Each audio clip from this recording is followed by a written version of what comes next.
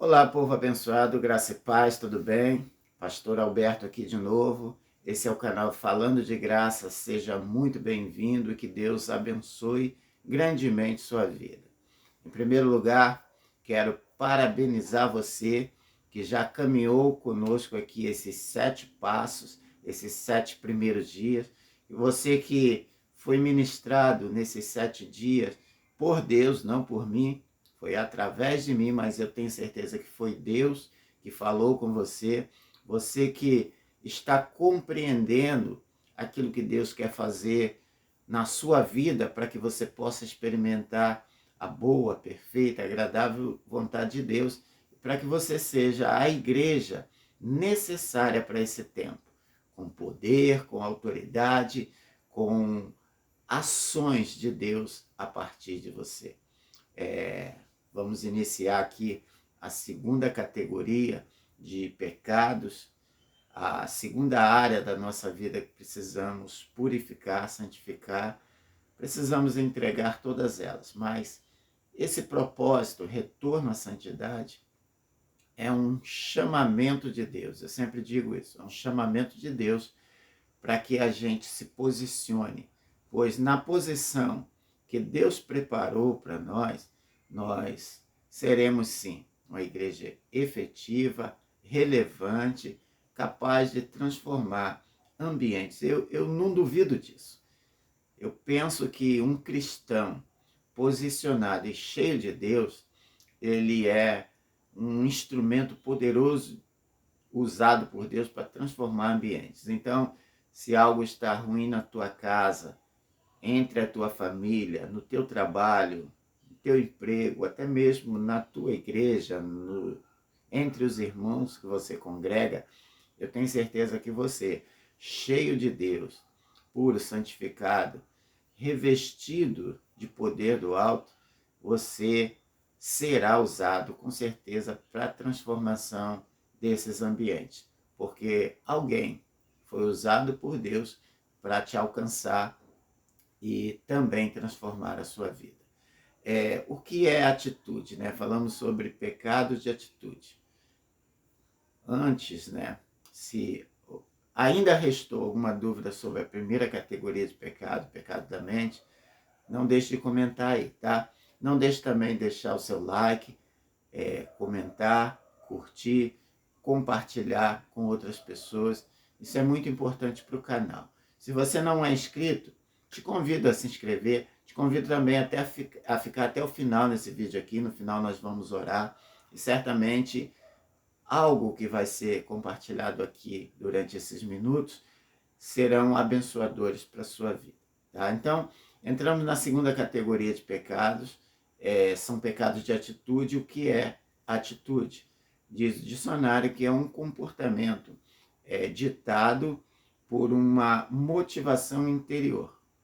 Tá? Então, podemos pensar que também o propósito daquilo que você faz. Podemos fazer muitas coisas, mas qual é o propósito? Sabe por quê? Porque Deus ele não olha somente o que você faz. Então você pode fazer grandes coisas. Lembra do texto de Mateus que foi citado na série de mensagens sobre pecados da mente? O texto diz assim: no dia ou no último dia, muitos chegarão diante de Deus e dirão: Senhor, no teu nome eu fiz isso, fiz aquilo outro. E Deus dirá para eles: apartai-vos de mim, porque eu não vos conheço. Talvez a atitude deles não tenha sido a atitude mais correta. Outra coisa que foi lida é quando Deus diz: desprezo, abomino as suas festas solenes, suas celebrações, porque eles me louvam com lábio, mas o coração deles está longe de mim. Então, a motivação não era correta. Então, todos nós que já fomos chamados por Cristo, redimidos, fazemos muita coisa. Talvez você faça na sua igreja ou fora dela, ou na sua vida, muitas coisas que você considera que são espirituais. mais vale ainda a palavra de Paulo, lá em 1 Coríntios 11, quando ele diz: examine-se, pois, o homem a si mesmo. Então, cabe a nós fazer um autoexame para saber qual é a atitude minha que me leva a fazer isso que eu faço.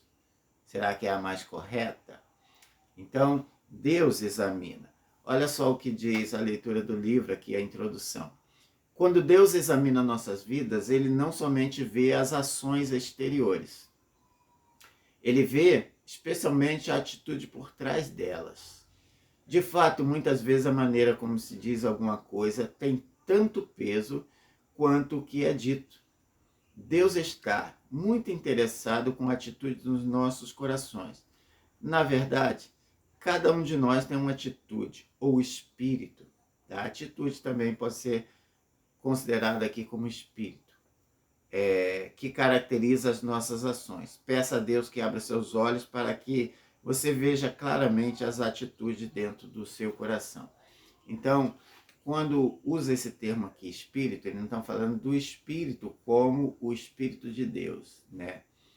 Ou o nosso espírito. Ele está falando sobre uma postura. Qual é a postura?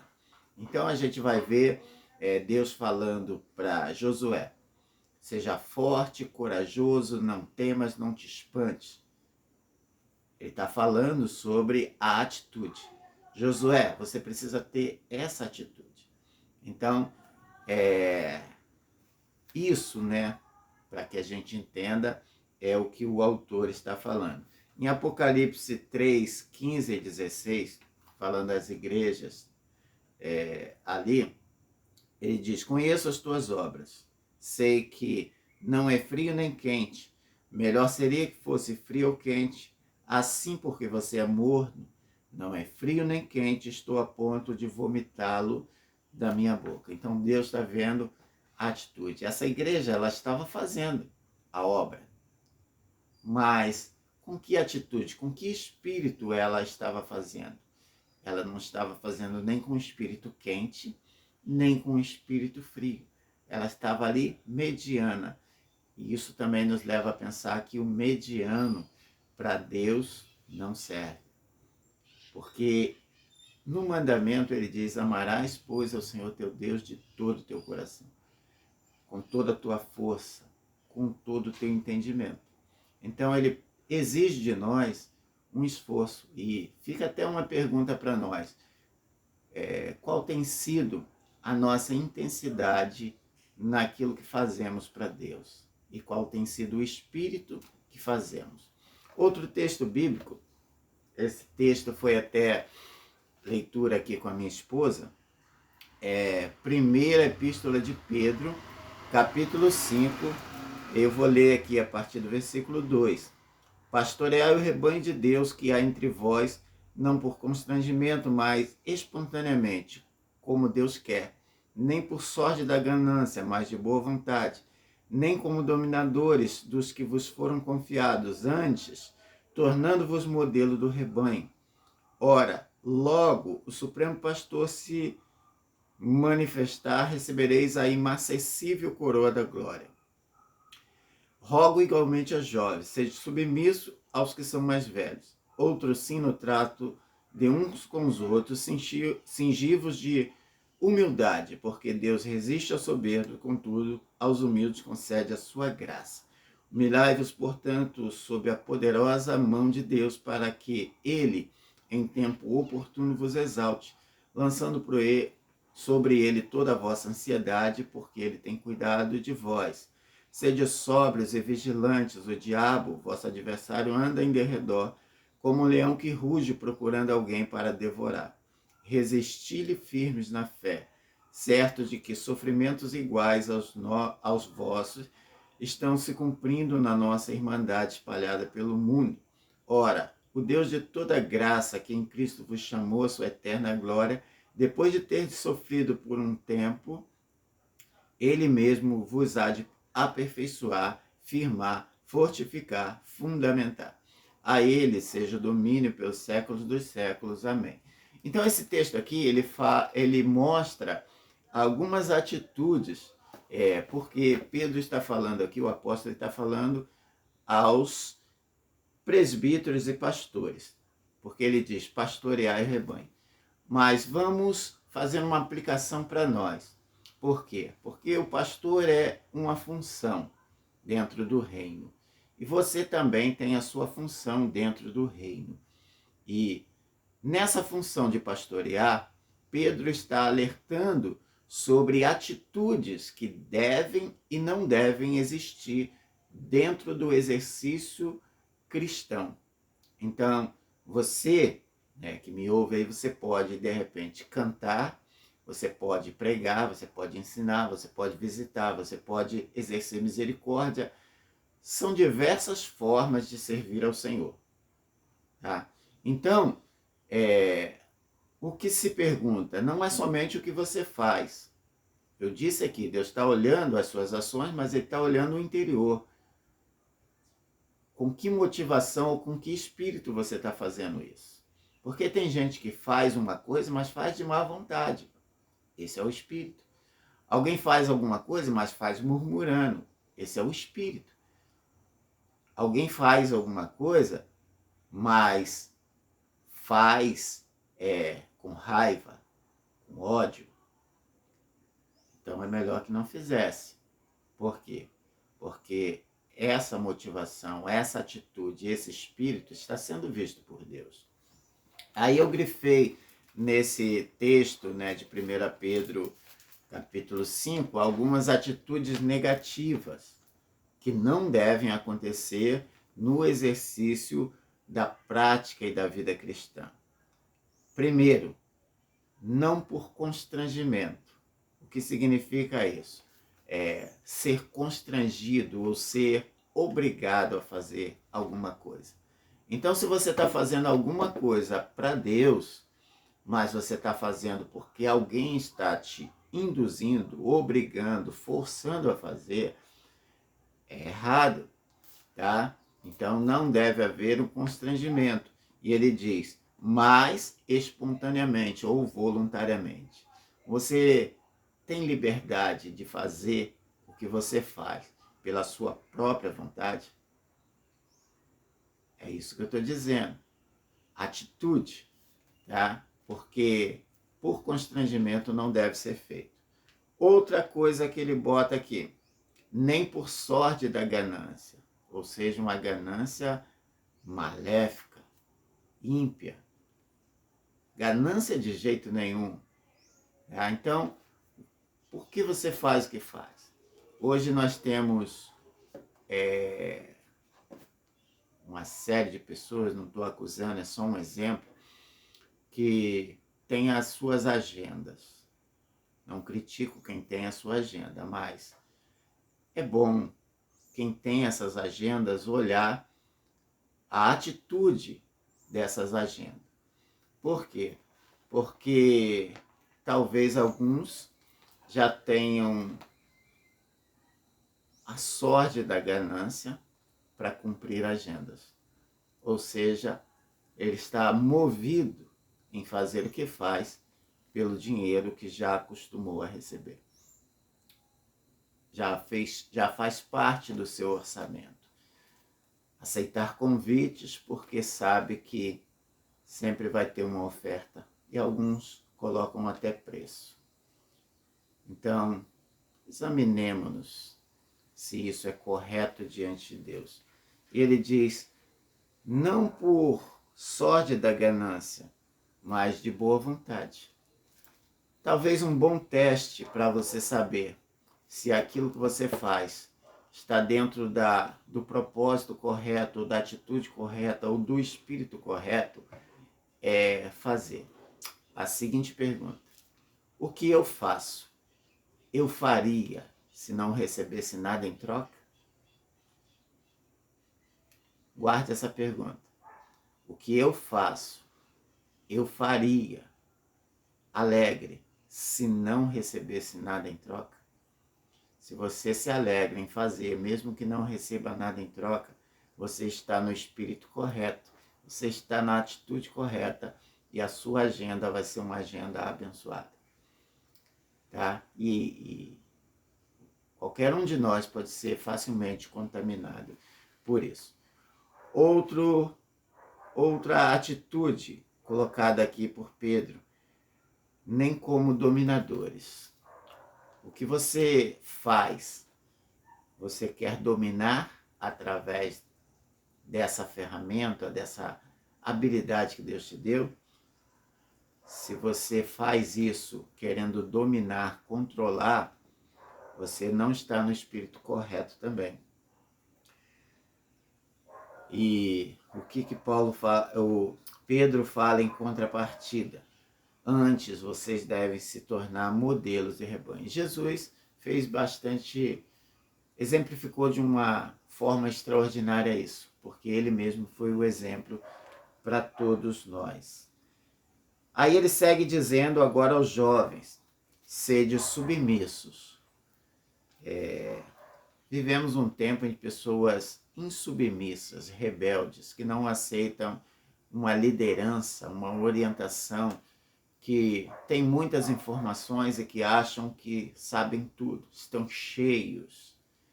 Mas esse enchimento é de vento e mais nada.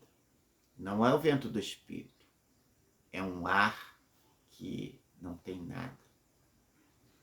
É apenas orgulho e soberba. Então a gente recebe a instrução aqui na palavra que devemos ser submissos. Submisso reconhecendo a autoridade, os mais velhos, aqueles que estão acima de nós. E foi Deus que os colocou ali. Precisamos entender isso. Outra atitude, ainda no versículo 5, cingindo-vos de humildade. Humildade é algo exigido por Deus. Porque Deus resiste aos soberbos. Então, soberba, orgulho, isso traz a resistência de Deus, ele resiste. Contudo, aos humildes concede a sua graça. Se você for humilde, se eu for humilde, receberemos do Senhor mais graça. E a sua graça nos basta. Humilhai-vos, humilhação, debaixo da potente mão de Deus. Porque Ele mesmo é que nos exalta. Não busque a sua exaltação. Deixe Deus te exaltar quando você estiver pronto para ser exaltado, para que você não seja tomado por orgulho, soberba, arrogância, que são atitudes que Deus abomina. Outra coisa, versículo 7, lançando sobre ele toda a vossa ansiedade, porque ele tem cuidado de vós. A ansiedade é também uma atitude. Entregue nas mãos de Deus, porque ele tem o tempo certo. A ansiedade é tentar controlar o futuro. Tentar, você pode planejar, você pode organizar, você pode pressupor o futuro. Mas o futuro pertence a Deus, não a nós. Então devemos entregar sempre a Deus o dia do amanhã e descansar, porque temos a certeza que Ele tem cuidado de nós. Amém? Esses foram exemplos, tirados da palavra de Deus, não foi eu que disse, eu apenas compartilhei com vocês, mas já servem para nossa reflexão, já servem para nós refletirmos.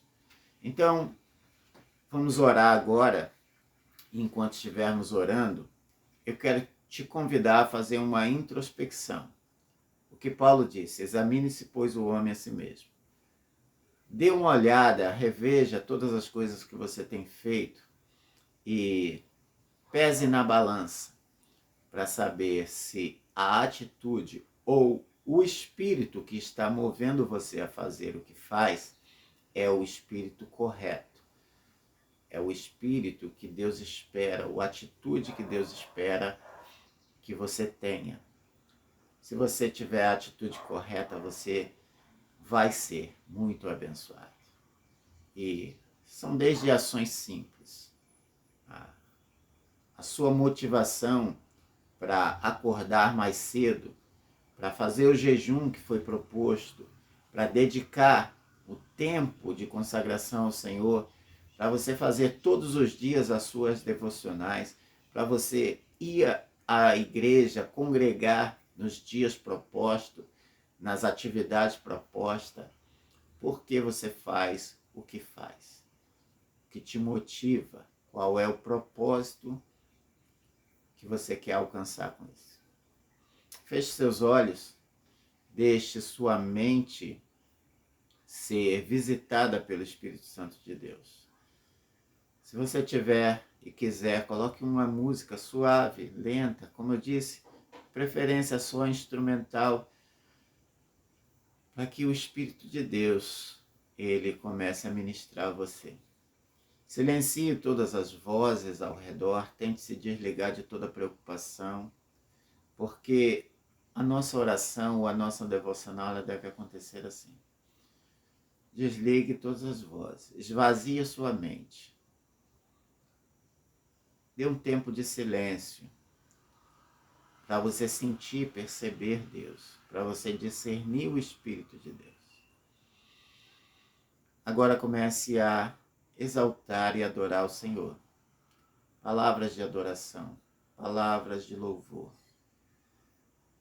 Deus eterno, Pai bendito, glorioso, nós te louvamos. Nós te adoramos porque o Senhor é Deus Todo-Poderoso, o grande El Shaddai, Jeová Rafá, Jeová Jireh, o Deus Criador, o Deus que sustenta todas as coisas com a sua mão, o Deus que me sustenta, que sustenta esses que estão ouvindo. Nós te adoramos, Senhor. Nós te amamos, nós te desejamos. E te pedimos, Senhor, que amemos mais, desejemos mais, que queiramos mais do Senhor. Que haja fome e sede da tua presença, pois a tua presença, Senhor, é a própria vida. Nós te louvamos, Senhor, pelos teus feitos, pela tua graça, pelas tuas bênçãos que enriquecem e não acrescentam dores. Te louvamos, Senhor, porque o Senhor não nos deixa sós. Te louvamos, Senhor, porque o Senhor se move em nós e entre nós e através de nós, promovendo, Senhor, o teu reino aqui na terra. A minha vida é sua, Senhor. O meu corpo é teu. A minha mente é tua. O meu ser por completo, Senhor, é teu. Vem, Senhor, assenta-se no lugar de governo. Santifica, Senhor, todo o meu ser, corpo, alma e espírito, para que eu seja, Senhor, aquilo que o Senhor quer que eu seja. Sonda, Senhor, o meu coração, meu interior, meus pensamentos. Veja, Senhor, se há em mim algum caminho mau, alguma atitude incorreta, algum espírito, Senhor, que não seja o teu. Ó Deus amado, em nome de Jesus, Senhor, rendemo-nos a ti, Senhor, pedindo ao Senhor para que o Senhor ministre sobre as nossas vidas a tua santidade. Lava-nos, Senhor, e seremos limpos. Lava-nos, Senhor, pela tua palavra. Encha, Senhor, a nossa mente da tua palavra. Escondi a tua palavra no meu coração para não pecar contra ti, Senhor. Sonda, Senhor, os propósitos do nosso coração. Nos aperfeiçoa, Senhor, em santidade a ti. Ó Deus amado, nos prepare, nos consagre, Senhor, para ti. E assim como o Senhor Jesus deu a vida por nós, nós damos a nossa vida para o Senhor, para que o Senhor faça como queira, como deseje, como é o seu propósito eterno. Tu nos chamaste, nos salvaste, nos remiste para as boas obras. Então que as façamos, Senhor. As façamos da maneira correta, na motivação correta. Abençoa os teus filhos que oram comigo. Abençoe cada um agora que está entregando, Senhor, suas atitudes ao Senhor. Oramos assim, Senhor, no nome de Jesus. Amém. Amém? Deus abençoe grandemente sua vida. Amanhã nos vemos novamente, se Deus permitir. Que Deus abençoe grandemente seu coração, sua vida, seu corpo, que haja cura no teu corpo físico, que haja cura nas suas emoções e que você seja revestido do Espírito de Deus e que o teu espírito esteja em plena comunhão com o Senhor, que haja um derramar dos dons espirituais na sua vida, que haja um enchimento do Espírito na tua vida. Eu oro assim, no nome de Jesus. Amém. Até amanhã, gente.